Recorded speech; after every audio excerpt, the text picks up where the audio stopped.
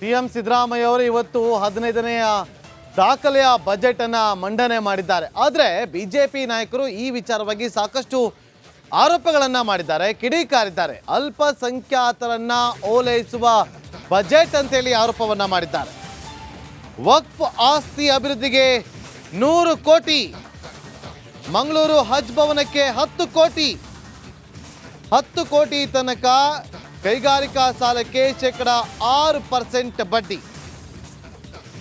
Muslim ಸಮುದಾಯದ ಮಹಿಳಾ ಸ್ವಸಹಾಯ ಗುಂಪಿಗೆ ಅನುದಾನವನ್ನ ಕೊಟ್ಟಿದ್ದಾರೆ. ನೋಡಿ, 10 ಕೋಟಿ ತನಕ ಕೈಗಾರಿಕಾ ಸಾಲಕ್ಕೆ 6% ಬಡ್ಡಿ, ಮುಸ್ಲಿಂ ಮಹಿಳಾ ಸ್ವಸಹಾಯ ಗುಂಪಿಗೆ ಅನುದಾನ. ಈ ರೀತಿಯಾಗಿ ತುಷ್ಟೀಕರಣ ಮಾಡಿದ್ದಾರೆ ಅಂತೇಳಿ, ಅಂದ್ರೆ ಮುಸ್ಲಿಂ ತುಷ್ಟೀಕರಣ ಮಾಡಿದ್ದಾರೆ ಅಂತ ಹೇಳಿ ಆರೋಪ ಕೇಳಿ ಬಂದಿದೆ ಸಿಎಂ ಸಿದ್ದರಾಮಯ್ಯ ಅವರ ವಿರುದ್ಧ.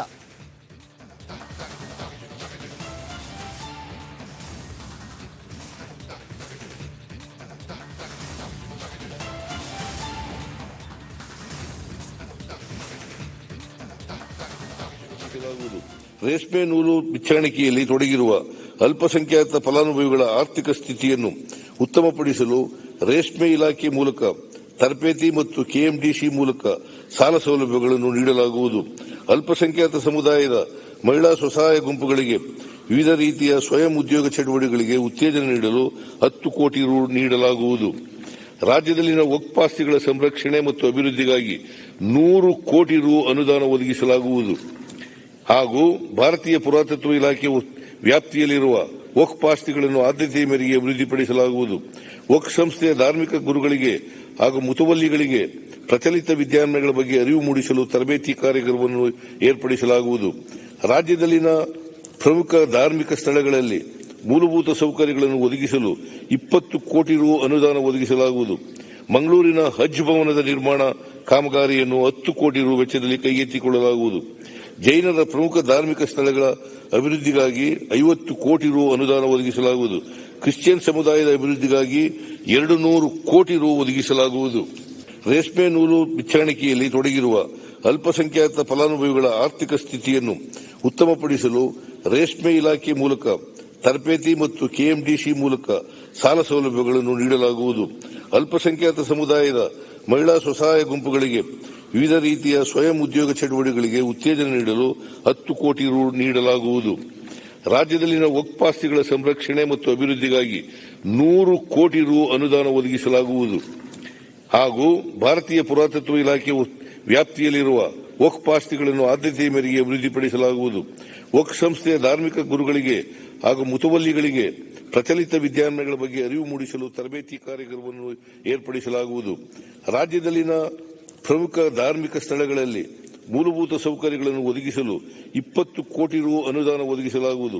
ಮಂಗಳೂರಿನ ಹಜ್ ಭವನದ ನಿರ್ಮಾಣ ಕಾಮಗಾರಿಯನ್ನು 10 ಕೋಟಿ ರು ವೆಚ್ಚದಲ್ಲಿ ಕೈಗೆತ್ತಿಕೊಳ್ಳಲಾಗುವುದು.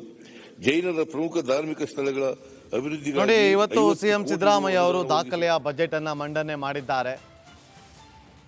ಆದರೆ ಬಜೆಟ್ನಲ್ಲಿ ಮುಸ್ಲಿಂ ಓಲೈಕೆ ಮಾಡಿದ್ದಾರೆ ಅನ್ನುವ ಆರೋಪವನ್ನ ಬಿಜೆಪಿ ನಾಯಕರು ಮಾಡ್ತಾ ಇದ್ದಾರೆ.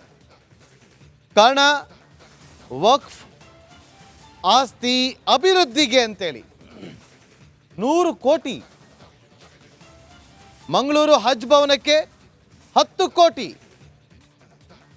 ಮುಸ್ಲಿಂ ಮಹಿಳಾ ಸ್ವಸಹಾಯ ಗುಂಪಿಗೆ ಅನುದಾನ. ಈ ವಿಚಾರವಾಗಿ ಈಗ ಬಿಜೆಪಿ ನಾಯಕರು ಕಿಡಿಕಾರ್ತಿದ್ದಾರೆ. ಇದರ ಜೊತೆಯಲ್ಲಿ ಬೇರೆ ಬೇರೆ ಕ್ಷೇತ್ರಗಳಿಗೂ ಕೂಡ ಅನುದಾನವನ್ನ ಕೊಟ್ಟಿದ್ದಾರೆ. ಒಂದು ರೀತಿಯಲ್ಲಿ ಇವತ್ತಿನ ಬಜೆಟ್ ಅಹಿಂದ ಬಜೆಟ್ ಅಂತಾನೆ ಕರೆಯಲಾಗ್ತಾ ಇದೆ.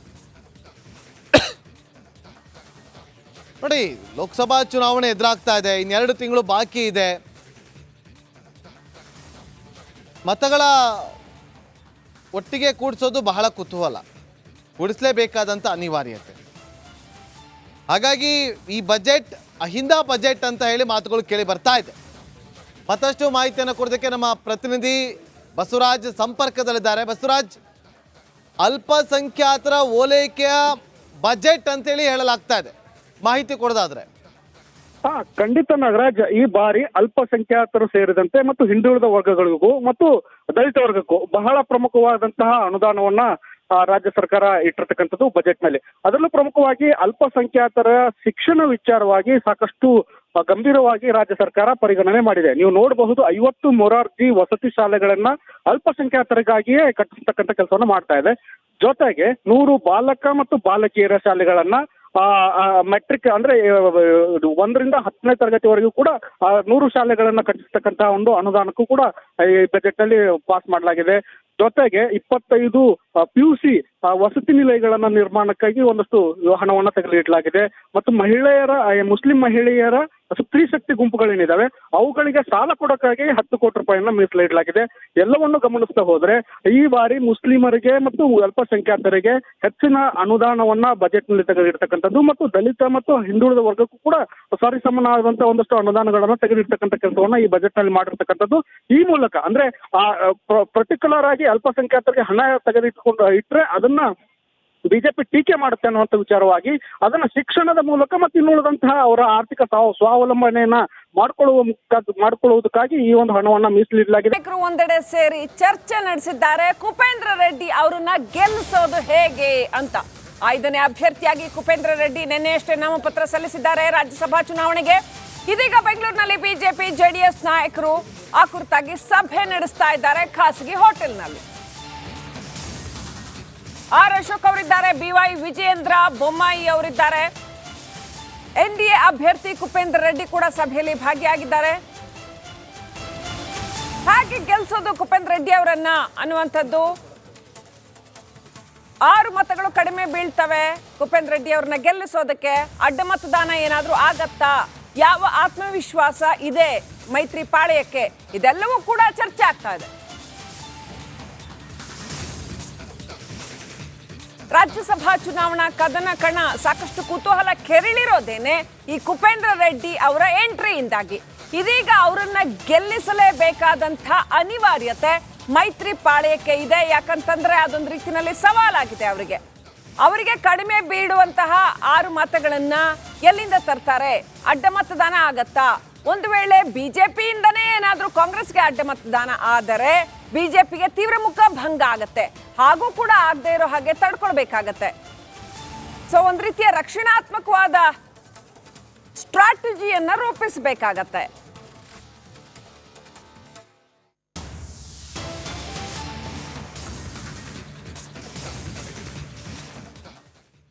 ಸಂಸದ ಅನಂತಕುಮಾರ್ ಹೆಗಡೆ ಅವರು ಮತ್ತೊಮ್ಮೆ ಬೆಂಕಿಯನ್ನ ಉಗುಳಿದ್ದಾರೆ.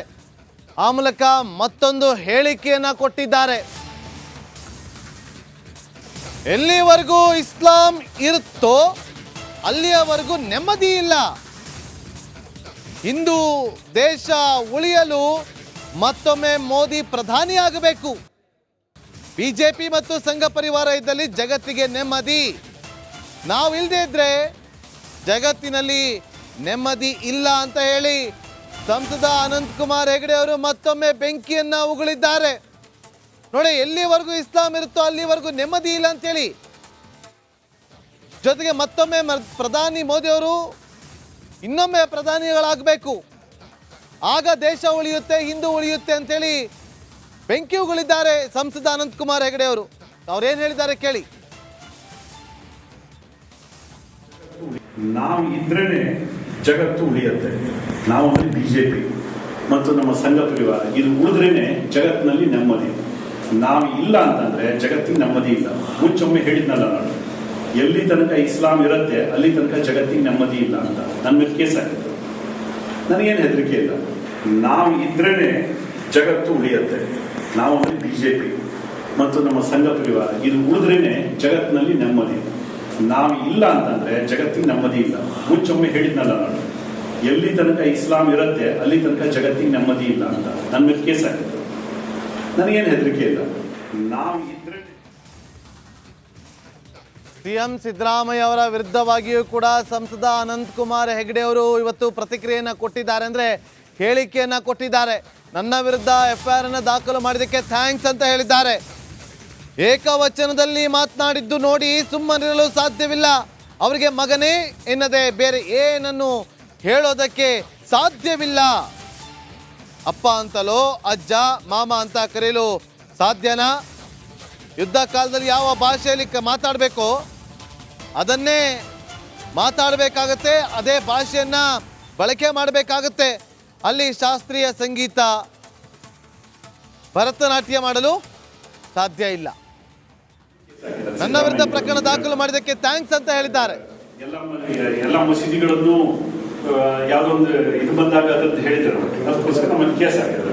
ನಾನು ಅವನಿಗೆ ಸಿದ್ದರಾಮಯ್ಯನಿಗೆ ಹೇಳಿದೆ, ಹಣ ನಿಮ್ಗೆ ಥ್ಯಾಂಕ್ಸ್, ತುಂಬಾ ವರ್ಷ ಆಗಿತ್ತು ನನಗೆ ಕೇಸ್ ಗೀಸ್ ಇರಲಿಲ್ಲ, ಏನೋ ಒಂದು ರೀತಿ ಮುಜುಗರ ಆಗ್ತಿತ್ತು, ಏನೋ ಇಲ್ಲ ಅಂತ ಕಳ್ಕೊಂಡಂಗೆ ಅನಿಸ್ತಿತ್ತು. ಈಗ ಪುನಃ ವಾಪಸ್ ಮತ್ತೆ ಕರೆದು ಕುಣಿಸಿದ್ರಿ, ಅದು ಥ್ಯಾಂಕ್ಸ್ ನಿಮ್ಗೆ ಅಂತ. ಯಾವತ್ತು ಯುದ್ಧದಲ್ಲಿ ಕೆಲವರು ಹೇಳಿದ್ರು, ನೀನು ಏಕವಚನದಲ್ಲಿ ಮಾತಾಡಬಾರ್ದಿತ್ತು ಅಂತೆಲ್ಲ ಹೇಳಿದ್ರು. ಅಲ್ರಿ, ನಾನು ಮಗನೇ ಅಂತ ಕರೀದ, ಮತ್ತು ಅವನಿಗೆ ಮತ್ತೆ ಅಂತ ಕರೀದ, ಅಪ್ಪ ಅಂತ ಕರೀದ, ಅಜ್ಜ ಅಂತ ಕರೀದ, ಮಾವ ಅಂತ ಕರೀದ, ಎಂತ ಕರೀದ. ನಮ್ಮೂರ ಬಗ್ಗೆ ಏಕವಚನದಲ್ಲಿ ಮಾತಾಡ್ಬೇಕಾದ್ರೆ ನಮ್ಮ ಹತ್ರ ಅಂತೂ ತಡ್ಕಲಿಕ್ಕೆ ಆಗೋದಿಲ್ಲ. ಮತ್ತೆ ಯಾರಾದ್ರೂ ತಡ್ಕಲ್ಲ ತಾಕತ್ತಿದ್ದು ತಡ್ಕಲಿಕ್ಕೆ, ನಮ್ಮ ಹತ್ರ ಅಂತೂ ತಡ್ಕಲಿಕ್ಕೆ ಆಗೋದಿಲ್ಲ. ಎರಡನೇದು, ಅದಕ್ಕಿಂತ ಜಾಸ್ತಿ ಯುದ್ಧ ಕಾಲದಲ್ಲಿ, ಯುದ್ಧದಲ್ಲಿ ಯಾವ ಭಾಷೆ ಮಾತಾಡಬೇಕು ಅದೇ ಭಾಷೆ ಮಾತಾಡಬೇಕು. ಯುದ್ಧದಲ್ಲಿ ಶಾಸ್ತ್ರೀಯ ಸಂಗೀತ, ಭರತನಾಟ್ಯ ಯಾವುದು ನಡೆಯುವುದಿಲ್ಲ. ನೀವು ಪೊಲೀಸ್ ಸ್ಟೇಷನ್ಗೆ ಹೋಗ್ತೀರಿ, ಪೊಲೀಸ್ ಸ್ಟೇಷನ್ ಭಾಷೆ ಬೇರೆನೇ ಇರುತ್ತೆ. ಅಲ್ಲಿ ಏನಾದ್ರೂ ಭಾರಿ ಸುಸಂಸ್ಕೃತ ನೋಡಿ, ಪದೇ ಪದೇ ಅನಂತಕುಮಾರ್ ಹೆಗಡೆ ಅವರು ಹೇಳಿಕೆಯನ್ನ ಕೊಡ್ತಾ ಇರೋದು ಒಂದು ರೀತಿಯಲ್ಲಿ ಬಿಜೆಪಿಗೆ ಮುಜುಗರಕ್ಕಾಗ್ತಾ, ಬಿಜೆಪಿ ನಾಯಕರೇ ಮುಜುಗರಕ್ಕೆ ಇಳಿಗಾಗ್ತಾ ಇದ್ದಾರೆ.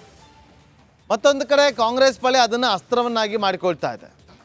ಈಗ ನೋಡಿ, ಕಳೆದ ಬಾರಿ ಕೊಟ್ಟಂತ ಹೇಳಿಕೆಯಿಂದ ಅವರ ವಿರುದ್ಧ FIR ದಾಖಲಾಗಿತ್ತು. ಈಗ ಆ FIRಗೆ ಸಂಬಂಧಪಟ್ಟಂತೆ ಥ್ಯಾಂಕ್ಸ್ ಅನ್ನು ಹೇಳಿದ್ದಾರೆ. ಆದರೆ ಇಸ್ಲಾಂ ಎಲ್ಲಿಯವರೆಗೂ ಇರುತ್ತೋ ಅಲ್ಲಿಯವರೆಗೂ ನಮಗ್ಯಾರಿಗೂ ಕೂಡ ಸುರಕ್ಷತೆ ಇರೋದಿಲ್ಲ, ಸುಭದ್ರವಾಗಿರೋದಕ್ಕೆ ಸಾಧ್ಯವಿಲ್ಲ, ನೆಮ್ಮದಿ ಇರೋದಿಲ್ಲ ಅಂತೇಳಿ ಅವರು ಈ ರೀತಿಯಾಗಿ ಹೇಳಿಕೆಯನ್ನು ಕೊಟ್ಟಿದ್ದಾರೆ. ನನ್ನ ವಿರುದ್ಧ ಪ್ರಕರಣವನ್ನು ದಾಖಲು ಮಾಡಿದ್ದಾರೆ. ತುಂಬ ವರ್ಷ ಆಗಿತ್ತು, ಕೇಸ್ ಆಗಿರಲಿಲ್ಲ, ಒಂದು ರೀತಿಯ ಮುಜುಗರ ಉಂಟಾಗಿತ್ತು, ಏನೋ ಕಳೆದುಕೊಂಡಂತ ಅನಿಸ್ತಾ ಇತ್ತು, ಈಗ ವಾಪಸ್ ಬಂದ ಅನುಭವ ಆಗ್ತಾ ಇದೆ ಅಂತ ಹೇಳಿದ್ದಾರೆ. ಮತ್ತಷ್ಟು ಮಾಹಿತಿಯನ್ನು ಕೊಡೋದಕ್ಕೆ ನಮ್ಮ ಪ್ರತಿನಿಧಿ ಶೇಷಗಿರಿ ಸಂಪರ್ಕದಲ್ಲಿದ್ದಾರೆ. ಶೇಷಗಿರಿ, ಯಾಕೆ ಈ ರೀತಿಯಾಗಿ ಅನಂತಕುಮಾರ್ ಹೆಗಡೆ ಅವರು ಹೇಳಿಕೆಯನ್ನು ಕೊಟ್ಟಿರೋದು, ಏನು ಕಾರಣ?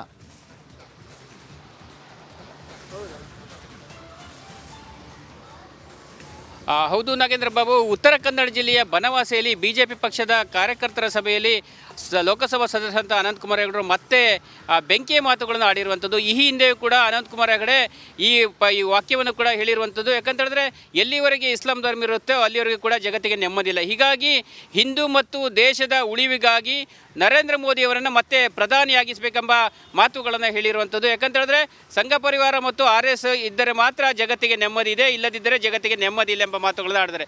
ಇದೇ ವೇಳೆ ಸಿದ್ದರಾಮಯ್ಯವರ ವಿರುದ್ಧ ಕೂಡ ಅನಂತಕುಮಾರ್ ಹೆಗಡೆ ಅವರು ಕಿಡಿಕಾರಿದ್ದಾರೆ. ಯಾಕಂತ ಹೇಳಿದ್ರೆ, ನನ್ನ ಮೇಲೆ ವಿನಾಕಾರಣ ಕೇಸನ್ನು ಹಾಕಿದ್ದಾರೆ. ಯಾಕಂತ ಹೇಳಿದ್ರೆ, ಯುದ್ಧ ಕಾಲದಲ್ಲಿ ಯಾವ ರೀತಿ ಉತ್ತರ ಕೊಡಬೇಕು ಅದೇ ರೀತಿಯಾಗಿ ಉತ್ತರ ಕೊಟ್ಟಿದ್ದೇನೆ, ಮತ್ತು ಯುದ್ಧದ ಒಂದು ಭೂಮಿಯಲ್ಲಿ ಭರತನಾಟ್ಯ ಮತ್ತು ಸಂಗೀತಾಭ್ಯಾಸವನ್ನು ಮಾಡಲಿಕ್ಕೆ ಸಾಧ್ಯವೇ ಇಲ್ಲ. ಹೀಗಾಗಿ ಅದೇ ದಾಟಿಯಲ್ಲಿ ನಾನು ಉತ್ತರವನ್ನು ನೀಡಿದೆ ಎಂಬ ಮಾತುಗಳನ್ನು ಹೇಳಿರುವಂಥದ್ದು. ಯಾಕಂತ ಹೇಳಿದ್ರೆ, ಈಗಾಗಲೇ ನನ್ನ ಮೇಲೆ ಕೇಸುಗಳನ್ನು ಹಾಕಿದ್ದಾರೆ, ಹಾಕಲಿ.